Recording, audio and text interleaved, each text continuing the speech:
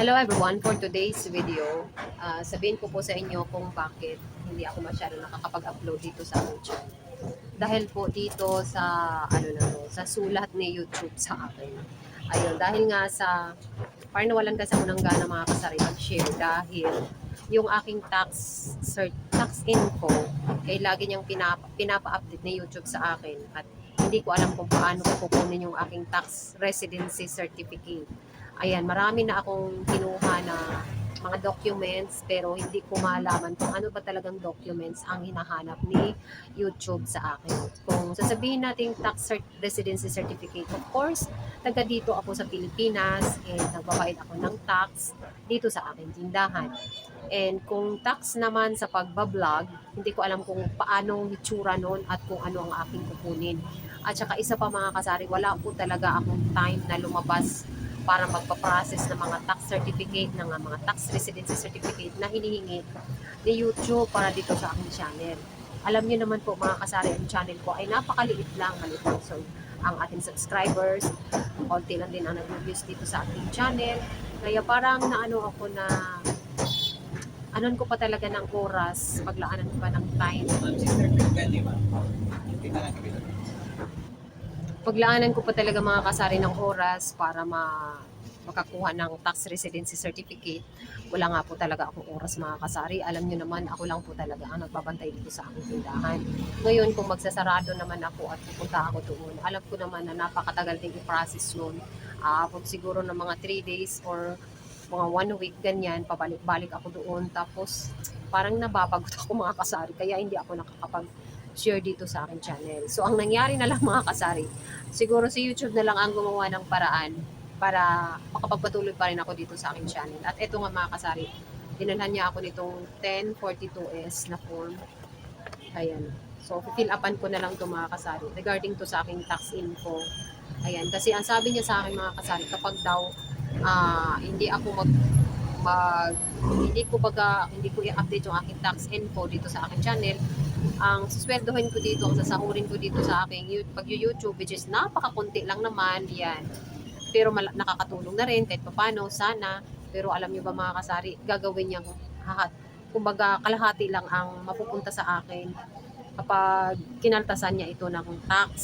So kaya yun, siguro gumawa na rin ng paraan si YouTube para nga naman siguro naisip niya hindi talaga ako makapagbigay sa kanya ng mga dokumento. Pinadala niya ako nitong 1042S. Ayan, so fill upan ko to mga kasari at i-return to sa kanila para malaman nila yung aking maraming mga choices dito. Hindi ko pa alam kung paano ito fill upan.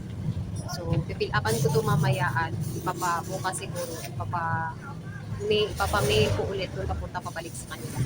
So, for today's video mga kasari, yun lang po mahapyaw. Kasi siguro marami nagtataka sa inyo kung bakit hindi na ako nag-share dito sa aking tindahan. Ayan. So, pero naman mga kasari, ang tindahan ko, ganun pa rin naman. Hindi ko naman to pwedeng pabayaan ang tindahan ko mga kasari kasi sabi ko sa inyo, di ba?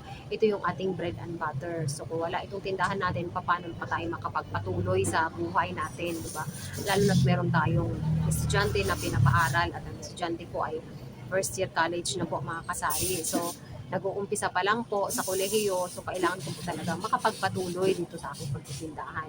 Kaya talaga naman po ginagawa ko ng paraan kahit napakarami po nating mga kakompetensya dito. Grabe mga kasari, kung alam nyo lang ang aking location dito, napakarami na po talaga namin dito, hindi ko na mabilang. May mga bago pang nagkukumpuni na naman at gagawa na naman ang tindahan nila. Ewan ko ba mga kasari, lahat-lahat na lang yata ng mga tao gusto na magtindahan. So konti na lang mamimili, puro ng mga nagtitinda. So ngayon, pero kailangan pa rin natin mga kasari na manatiling nakatayo dahil nga sa napakarami pa nating kailangan gawin sa buhay. Meron pa tayong patatapusin na estudyante.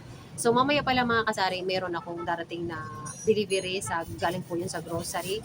Kahit nga mga kasari pag grocery ko, hindi ko na talagang ma-update na lagi nag-grocery outside. Kasi nga, ang hirap ding lumabas ka mga kasari na nakasarado yung tindahan mo. Tapos alam niyo naman, parang hinahabol na natin yung oras, parang sayang talaga mga kasari kapag sarado ka dahil imbis na may bibili pa sa'yo, isarado ka, mapupunta na sa iba. Yun din ang iniiwasan ko mga kasari. Kaya nag-ano na lang ako, nag-order na lang ako ulit kay grocery at saka malaki na rin yung limit ko kay grocery mga kasari, nasa malaki-laki na rin ang aking credit limit doon kung gagamitin ko, kaya pinagpatuloy ko na rin mga kasari ang pag-order ng grocery. So mamaya nga mga kasari, may mga delivery tayo, medyo marami-rami yun kasi ina-update ko na rin mga kasari yung mga kulang dito sa aking channel, dito sa aking tindahan. Ayan. So for today mga kasari, yun lang muna ang ma-share ko. Kapag dumating po yung ating mga delivery, i-haul ko po sa inyo.